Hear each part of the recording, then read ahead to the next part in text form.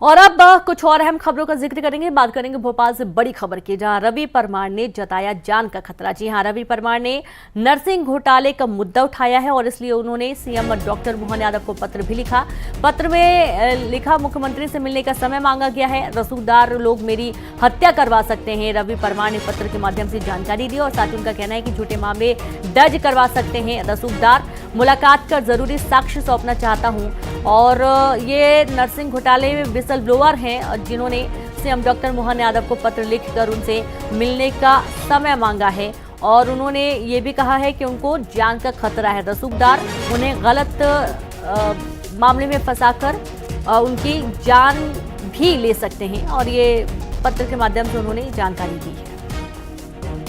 हमने मध्य प्रदेश में नरसिंह फर्जीवाड़ा उजागर किया, वो साक्ष्य सौंपना चाहते हैं और मध्य प्रदेश के मुख्यमंत्री को हम अवगत कराना चाहते हैं कि ये नरसिंह फर्जीवाड़ा जब हम उजागर कर रहे थे तो हमने हमारे ऊपर कई तरह से अधिकारियों ने दबाव बनाया और उन अधिकारियों ने षड्यंत्र पूर्वक कई बार हमारे ऊपर मुकदमे दर्ज करे, कई बार मुझे जेल तक भेजा और इस तरह से मध्य प्रदेश में अधिकारी नरसिंह फर्जीवाड़े को अंजाम दे रहे थे। और अधिकारियों द्वारा अब भी इसमें कई बड़े अधिकारी और रसूखखोर शामिल है पूरे नरसिंह घोटाले में और ये अब भी मेरे ऊपर षड्यंत्र पूर्वक कोई भी झूठा प्रकरण दर्ज करवा सकते हैं और यहाँ तक कि षड्यंत्र पूर्वक करके मेरी हत्या भी करवा सकते हैं। तो सुना आपने, सीधे रुक रहेंगे, संवाददाता बासु चौरे जुड़ गए। बासु, रवि परमार ने एक वीडियो भी जारी किया है, सीएम डॉक्टर मोहन यादव को पत्र लिखकर मांग की है समय की कि उनसे मिलने वो जरूरी कुछ साक्ष्य सौंपना चाहते हैं।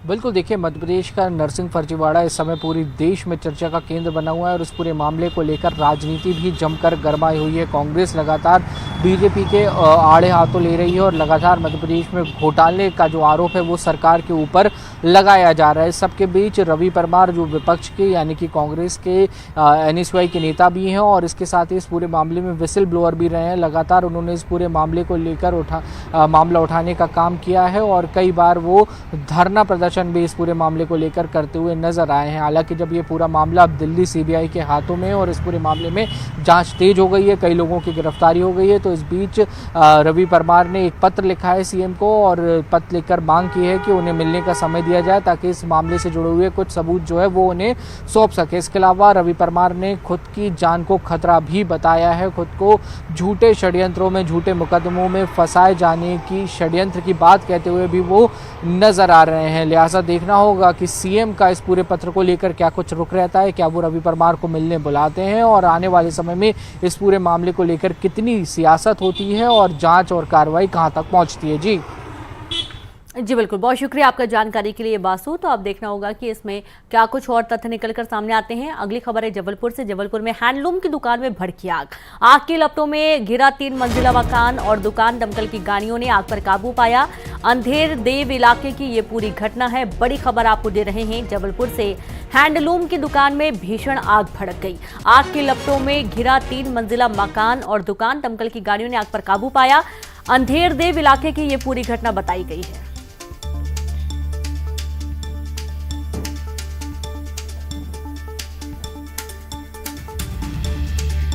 तो देखिए, ये तस्वीरें भी आपको दिखा रहे हैं जहां पर ये आग भड़क गई। जबलपुर का पूरा मामला है।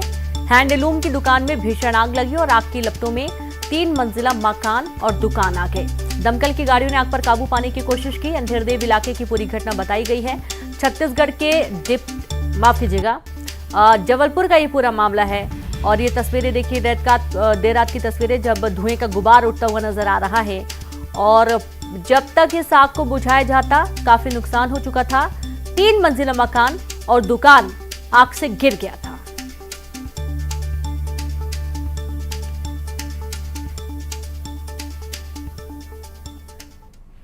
उज्जैन अखिल भारतीय पुजारी महासंघ के अध्यक्ष मंगेश पुजारी ने अखाड़ा परिषद के अध्यक्ष को एक पत्र लिखा है जिसमें SC/ST वर्ग के 100 साधुओं को महामंडलेश्वर बनाने की बात कही गई है। महासंघ ने इस पत्र की कॉपी प्रधानमंत्री और सीएम को भी भेजने की बात कही। इस पत्र पर पुजारी महासंघ के अध्यक्ष महेश पुजारी और सचिव रुपेश मेहता ने कहा है कि साधु संतों के समाज में भी जातिवाद होने लगेगा तो इनका मान सम्मान घटेगा। SC/ST दलित सभी समाज के साधु संत हैं, इसमें कोई जाति या वर्ण नहीं होता, सभी समान होते हैं। इसके बावजूद SC/ST दलित क्यों किया जा रहा है?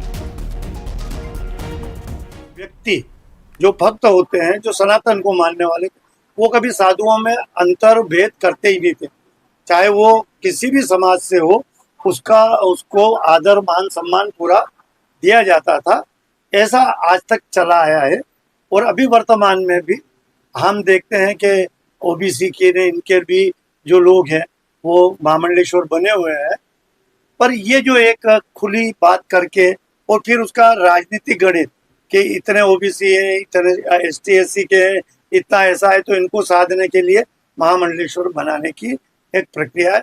हमारा उनसे ये अनुरोध था, हमने उनको पत्र भेजा है और ये प्रार्थना की है कि संत समाज में इस प्रकार की कोई बात ना लाए जिससे कि सारा संत समाज में कोई ऐसी मतभेद की स्थिति बन जाए कि सनातन को बहुत बड़ी क्षति हो। और इसी के साथ खबरों में फिलहाल इतना ही। नमस्कार।